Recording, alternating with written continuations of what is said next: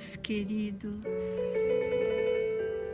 estamos em nome de Jesus reunidos para buscar nestes ensinamentos de vida eterna a luz da verdade que há de clarear os recônditos sombrios de nós mesmos.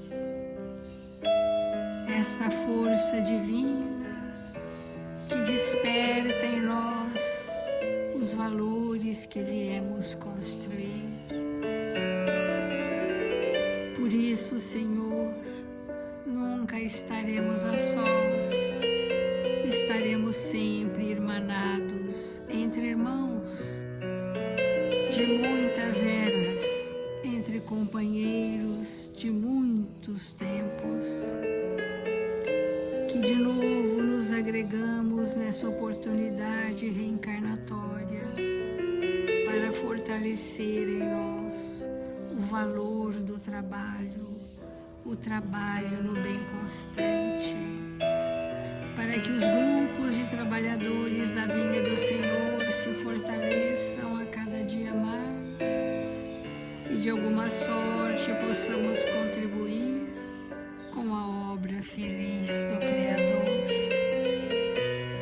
Diante da multidão de aflitos, Senhor, das dores lancinantes que nos envolvem, nós agradecemos, Senhor, não somente as horas felizes em que somos contemplados com alegria e amor, mas igualmente te agradecemos, Senhor, as horas menos felizes, onde somos convidados a testemunhar a fé e a exemplificar o amor. Assim, Mestre amado, diante da presença honrada dos seus benfeitores, iniciamos as reflexões desta manhã. Obrigada, Senhor. Obrigada, amigos, e que assim seja.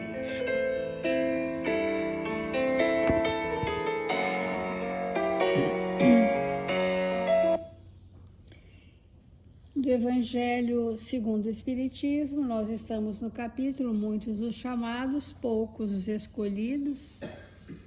E dentro dessas reflexões estamos na porta estreita, tentando compreender o que seja, porque muitas das vezes nós não escolhemos a porta estreita por falta de maturidade, por total desconhecimento do que seja em nossas vidas. E então, há muitos chamados, poucos se fazem escolhidos. Tal é o estado atual da humanidade terrestre, porque a Terra, sendo um mundo de expiação e de provas, o mal nela predomina. Quando ela estiver transformada, o caminho do bem será o mais frequentado. Hoje, o caminho mais frequentado é o porta larga. Não é o caminho do bem o mais frequentado. Porque nós frequentamos caminhos que têm ressonância com o nosso mundo interno, com a nossa história como espírito, com as nossas aquisições morais. E aí, por um atrativo, um vetor atrativo comum, nós todos nos arrastamos pela chamada porta larga, onde vamos viver como humanos desta geração e não como espíritos buscando a sua evolução. E, portanto, a gente entra no padrão da maioria das pessoas sem questionamento. Por isso, predomina o mal. Quando a Terra estiver transformada, e a Terra não se transformará sem a transformação íntima nossa, então, quando nós nos transformarmos, onde o mal não mais prevalecerá em nós, então frequentaremos os caminhos estreitos. Os caminhos estreitos, a porta estreita, estreita porque ela é individual, mas é um caminho luminoso, com grandes desafios proporcionais ao que eu preciso vencer. Enquanto eu estou na porta larga, eu não tenho nenhum nível de desconforto, mas eu tenho angústia, ansiedade, tristezas e outros sintomas que denunciam que aquilo que eu vim fazer na Terra, eu não estou conseguindo e vou fazer o que eu sempre fiz há milênios. E a gente repete. Então, essas palavras, pois, devem entender-se em seu sentido relativo e não no sentido absoluto. Se tal devesse ser o estado normal da humanidade, Deus teria voluntariamente votado à perdição a imensa maioria de suas criaturas. Quando a gente diz Jesus veio anunciar as boas novas do reino de Deus, ou seja, uma nova forma de interpretar a lei divina, que ele, sendo a própria lei, nos exemplificaria na rotina de um dia, quando ele trouxe isso, ele trouxe, olha, haverá passos decisivos para a nossa transformação. Ele trouxe um roteiro iluminativo para todos nós. E esse roteiro iluminativo, que até há uma música mediúnica desta casa, é a porta estreita. É esse o caminho.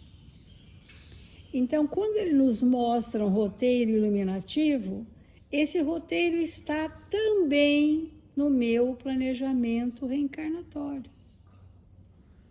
E quando eu me alinho com a proposta real do meu planejamento reencarnatório e aprendo o que é sacrifício dos interesses pessoais, na experiência e não na teoria, quando nós vivemos a renúncia, a abstinência dos maus hábitos, quando damos preferência a socorrer o outro do que a nós mesmos, nós estamos no roteiro do planejamento reencarnatório e, portanto, na porta estreita, que só nos há de felicitar, porque a porta estreita é nós sairmos do tormento voluntário que nós temos de chafurdar a nossa existência nas ilusões. Então, ontem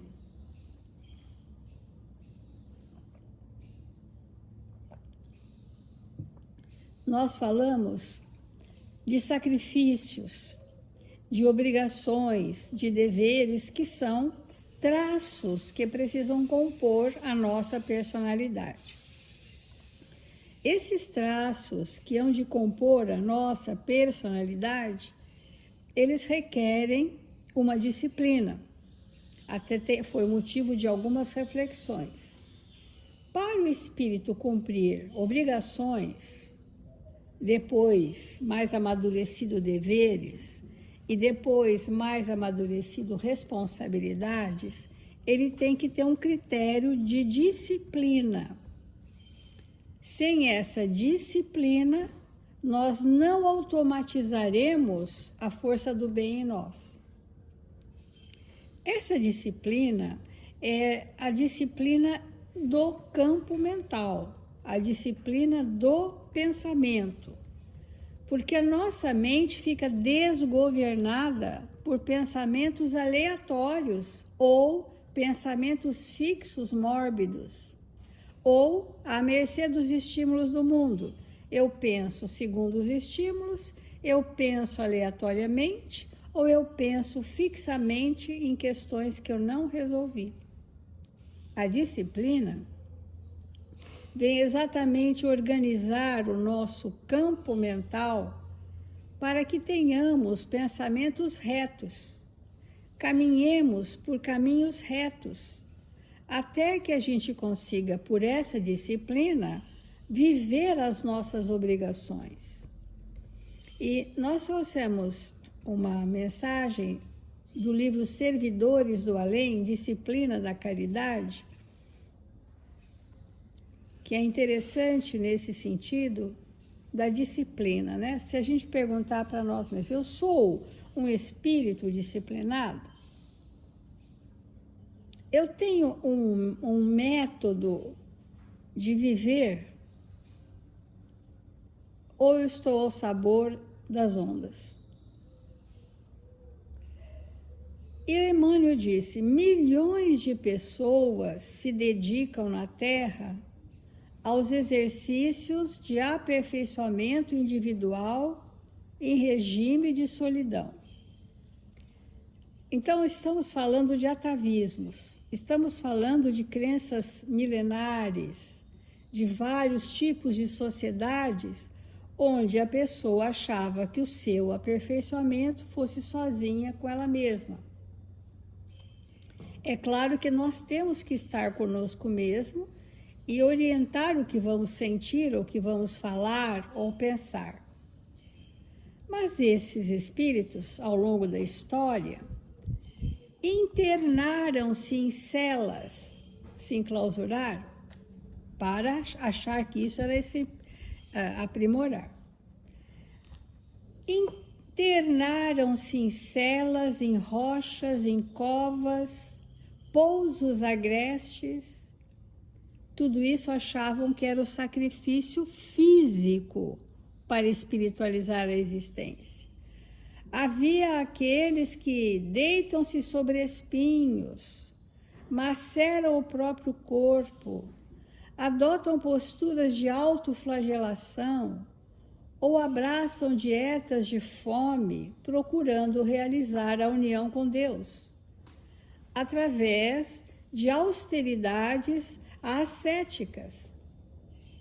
Esses costumes primitivos era macerar o corpo para achar que isso nos espiritualizaria. Isso foram milênios.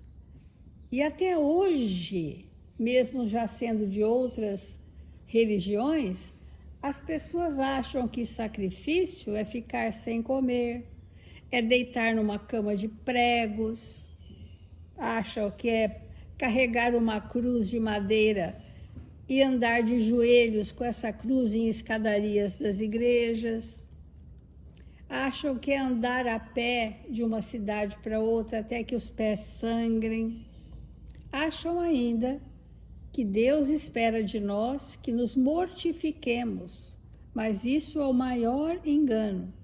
A porta estreita, que requer sim sacrifícios, são de natureza moral. Eu abster-me da crítica, por exemplo, da vingança. Esse é o sacrifício. O sacrifício de eu estar querendo demais viver uma situação prazerosa só para mim e ter um chamamento dos meus familiares que adoeceram. Esse é o sacrifício. Então, efetivamente, todos esses sistemas de educação, de autoeducação, entre aspas, se erigem por estradas respeitáveis, cujo mérito não nos seria lícito sonegar. Haviam aqueles monges do Tibete que eles deixavam o braço erguido 6 meses, um braço erguido. E obviamente que 30 dias depois, nem que quisessem abaixar o braço, não conseguiriam, porque o braço atrofiava. E eles então achavam que estes, entre aspas, castigos ou cilícios, os levariam a um patamar superior. E tudo isso caiu por água abaixo, porque coloca esse espírito isolado numa montanha, sem nenhum estímulo da civilização, ele vai se achar um santo. Coloca esse mesmo espírito numa cidade grande, na hora do rush, com o atropelamento de todos os afazeres do mundo, numa família numerosa onde ele precisa trabalhar muito para sustentar a sua família e pacificar aqueles familiares, vamos ver se ele é o santo.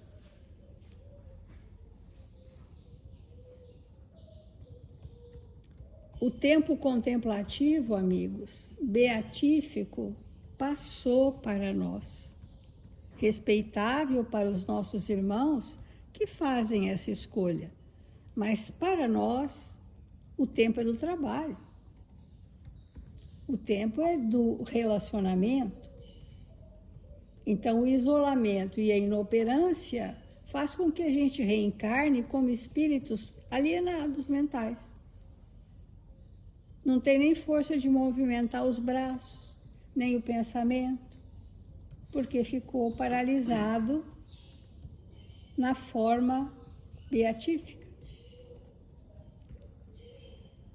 Não teremos de enfrentar o jejum de sacrifício, mas seremos naturalmente chamados a severas restrições da alma, com a renúncia ao apoio e ao afeto dos seres queridos que nos reclamam abnegação, carinho para entenderem a vida com segurança. Isso é a porta estreita. Esse está na família, no sacrifício, são chamados para restrições da alma, renúncia e apoio aos seres queridos que reclamam de nós, os filhos, abnegação para o carinho e entenderem a vida com segurança. Isso é a porta estreita. E tanto é fato que antes da reencarnação nós fomos preparados para essas ações sacrificiais para tirarmos-nos da ilusão e crescermos como espíritos. Então, nada mais saudável do que uma família onde você tenha que trabalhar muito, que você tenha filhos, que você tenha que educá-los, que você tem pessoas, tem familiares que requerem, que às vezes vão morar conosco. É isso que é a vida. Se a vida estiver muito confortável e light, a gente tem que refletir. Será que eu estou fazendo o que vim? Então, não tentaremos repousar sobre pregos e espinhos, entretanto, carregaremos na alma bastas vezes incompreensões e provas convertidas em estiletes invisíveis de angústia. Tem muita coisa que rasga os nossos sentimentos, né? Então, se aspiras a encontrar a libertação e o burilamento, abraça a cruz, entre aspas, de provas que a existência no mundo te oferece. E seguindo as rotas do Cristo na disciplina da caridade, jornadearás sempre em caminho certo, porque o amor estará sempre contigo por fonte de vida e de luz. Cada jornada nós precisamos ter muita experiência sobre uma diversidade de fatos que necessitam acontecer na nossa vida. Vamos refletir. Irmãos, vamos nos atentar numa questão que a Célia trouxe para nós sobre o desconforto. Todos nós vamos pensar nisso. As nossas escolhas em relação à porta larga, ela sempre está relacionada ao desconforto que nós tentamos evitar. Ninguém quer viver no desconforto. Escolhemos a porta larga porque a porta estreita, invariavelmente, pode representar para nós um desconforto. Mas qual que é o desconforto que todos nós queremos evitar? E por isso escolhemos a porta larga. É o desconforto de não fazer aquilo que nós queremos. Eu pergunto, tem desconforto maior do que esse? Nós escolhemos a porta larga por quê? porque queremos fazer o que queremos fazer. E não queremos que ninguém interfira nisso, porque nós temos livre-arbítrio, livre escolha, e nós queremos seguir a nossa cabeça. Ponto. Então, e está certo até certo ponto. O maior desconforto é alguém me obrigar a fazer uma coisa que eu não quero. Eu estar numa situação, e às vezes nem é alguém, numa situação que eu sou obrigada a ter limitações, a fazer coisas que não é o meu desejo daquela hora.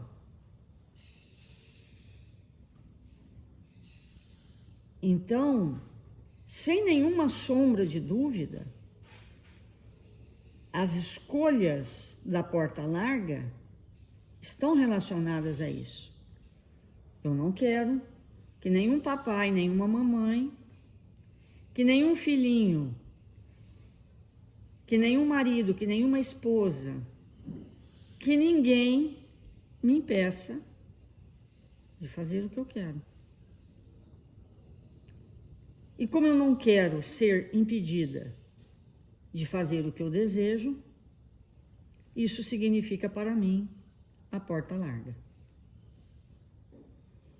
E a porta estreita, definitivamente, é o desconforto de fazer o que eu não quero, e sim o que eu devo. A porta larga é o que eu quero fazer, e a porta estreita é o que eu devo fazer.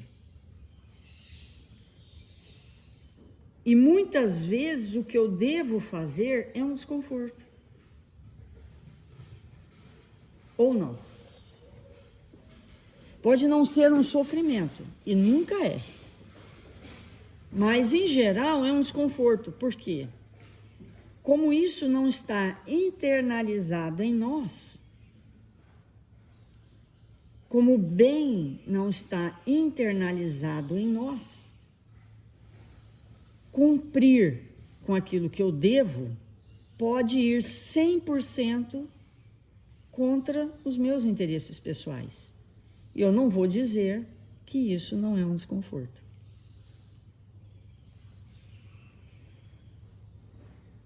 Mas vamos entender isso com mais profundidade.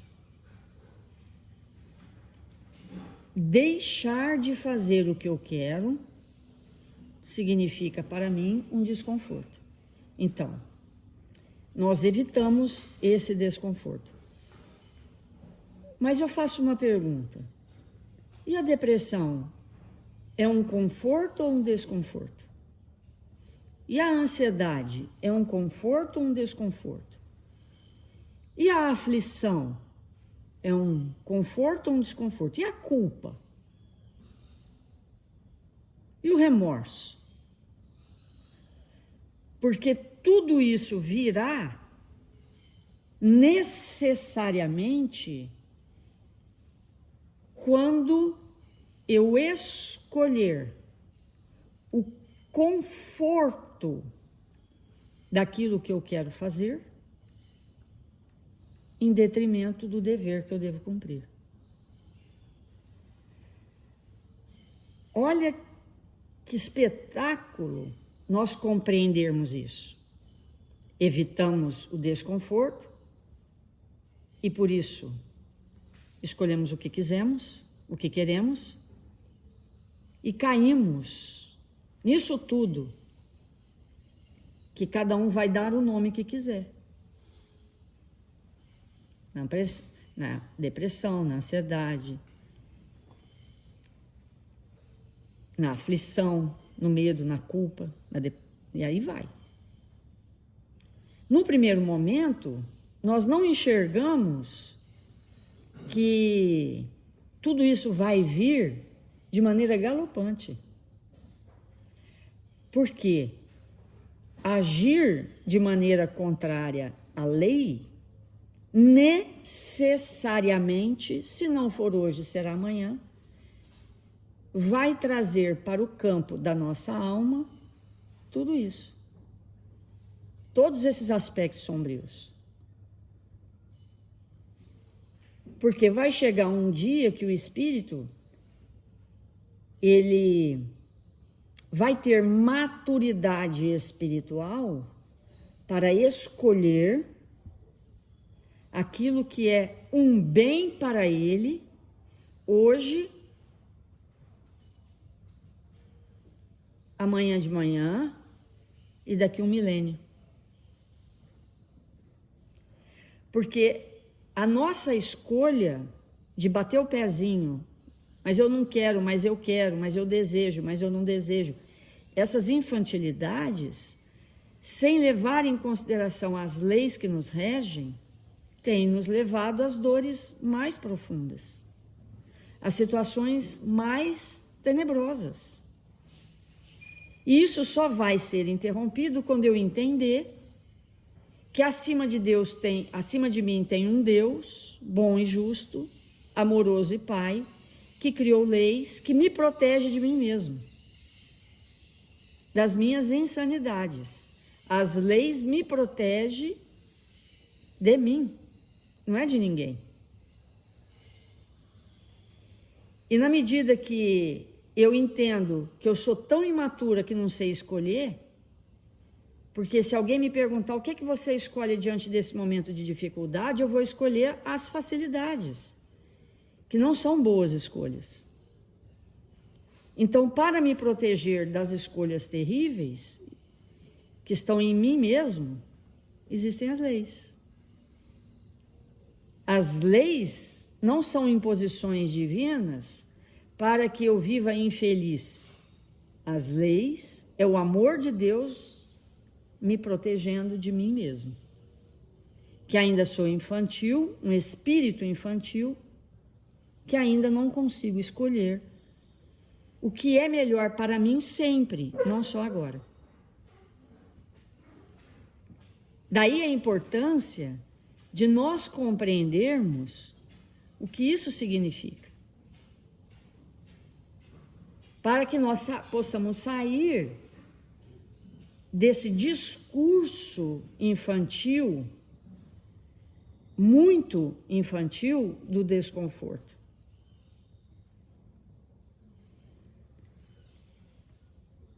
E dentro disso nós vamos entendendo que, por exemplo, quando antes de eu nascer e de qualquer um de nós nascermos, nós fazemos escolhas extremamente acertadas, para que possamos sair dessa infantilidade. Vamos ser submetidos a dores, a frustrações, a escolhas mais ajustadas com o bem. Nós temos um plano de amor, traçado por nós mesmos ou com o auxílio dos espíritos que nos amam, e o plano fica traçado. Chega aqui, o que acontece? Como a gente não quer passar por nenhum desconforto, o plano principal e único passa a ser secundário.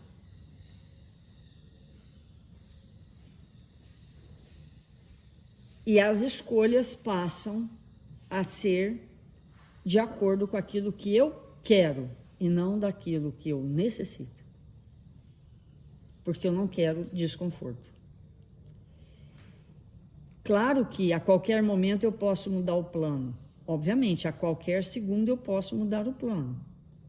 E o custo de mudar esse plano, que foi feito no momento em que eu estava lúcida no mundo espiritual, é permanecer exatamente como eu sempre fui, ou como eu estou há séculos, e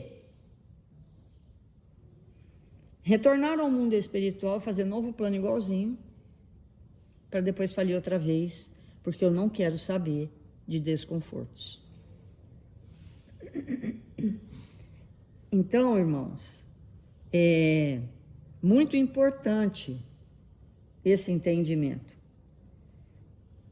E é a partir disso que nós vamos olhando para nós mesmos. E vai chegar o dia que nunca mais, e olha que é forte o que eu vou falar, nunca mais, porque há espíritos que já vivem assim, que eu vou dizer para mim, nunca mais eu vou fazer o que eu quero. Eu só vou fazer o que eu devo. Quando eu chegar nesse ponto, o tempo, o ciclo das reencarnações sucessivas de sofrimento acabou. Dali para frente, é só felicidade. Vamos fazer a nossa prece.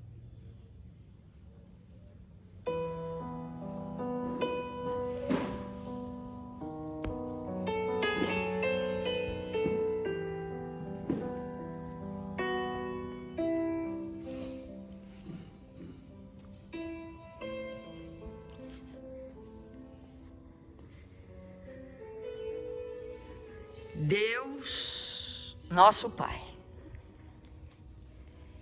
Jesus, divino amigo das nossas vidas, estamos aqui, Senhor, te buscando a presença para compreender que a nossa vontade, o nosso desejo alinhado com o dever é viver contigo e com Deus nosso Pai. Agirmos de acordo com a nossa consciência é vivermos em Deus, com Deus, e assim ascendermos aos mundos felizes, aos ambientes iluminados pelo bem e pela verdade. 1000 vezes obrigado, Senhor, por esse dia, por esse tempo em nossas existências. Que tenhamos a coragem, Senhor, de nos fazermos espíritos livres, sempre dispostos ao bem e à verdade. Que nesta hora o Senhor possa nos envolver em vibrações de equilíbrio e paz, a fim de que nós possamos sintonizar com aqueles irmãos que estão à nossa frente, que nos amam, que nos tutelam, que são nossos protetores. 1000 vezes obrigado, Senhor, por esse dia. Que os bons espíritos que sempre estão por nós possam nos abençoar. Que tenhamos a coragem, Senhor, nesta hora, e o bom ânimo de orar por todos aqueles que necessitam de amparo espiritual, que estão registrados nos cadernos de vibração da nossa casa. Ampara-os, fortalece-os, a fim de que tenhamos um dia luminoso, que as nossas ações sejam de acordo com as leis divinas. Que o Senhor nos abençoe, que o Senhor nos ampare e nos fortaleça, hoje e sempre. Que assim seja.